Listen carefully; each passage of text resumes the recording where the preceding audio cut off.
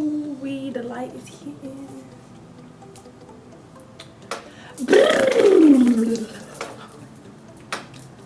Okay.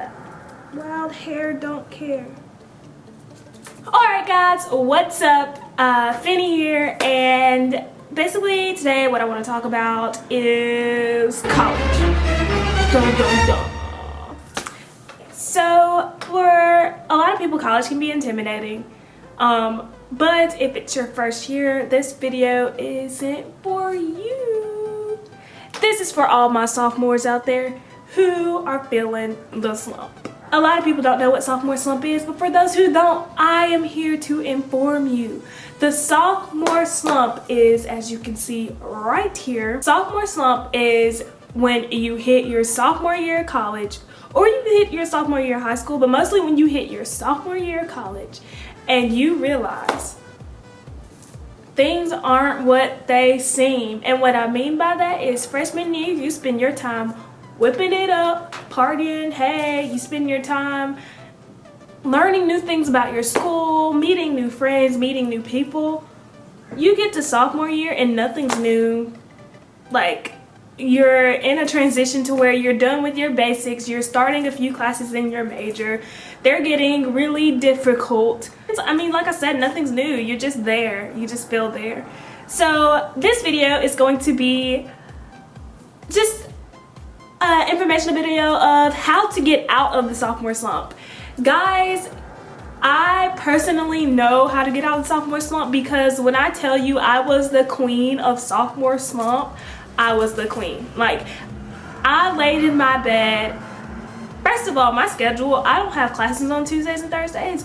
On those days that I did not have classes, I laid in my bed all day and did nothing. I would watch Netflix, stare at a wall, look at my guitar and wish I knew how to play more songs or something like that. I had no motivation. So, like I said, this video is going to be about how to get out of the sophomore slump.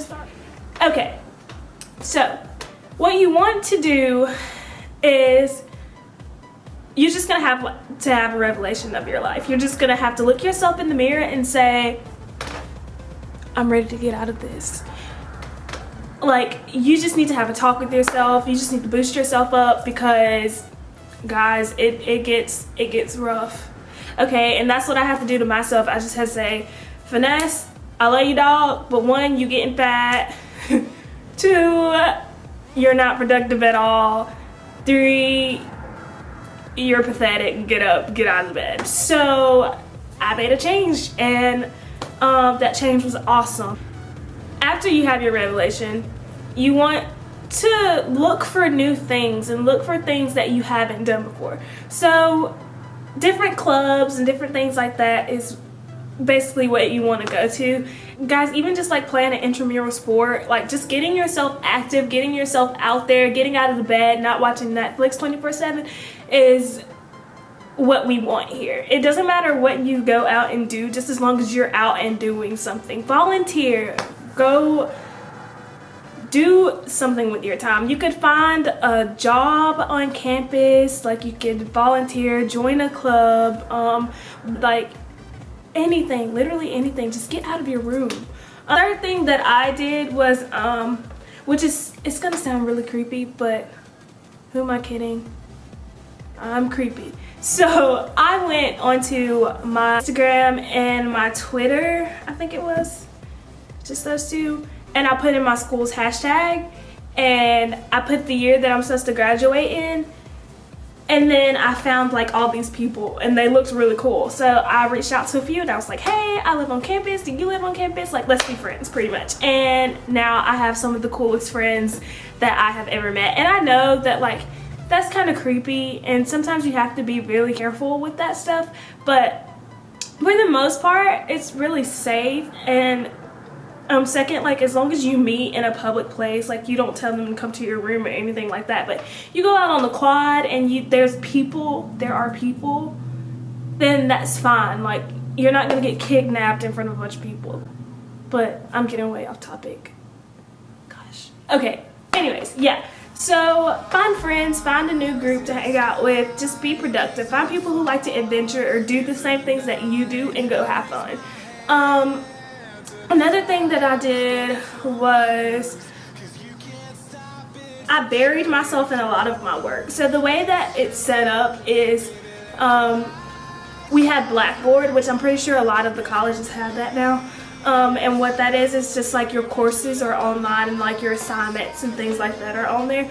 And the way that most of my professors, not all of them do this, but the majority of them do, they put our assignments online and also in the syllabus that they give us.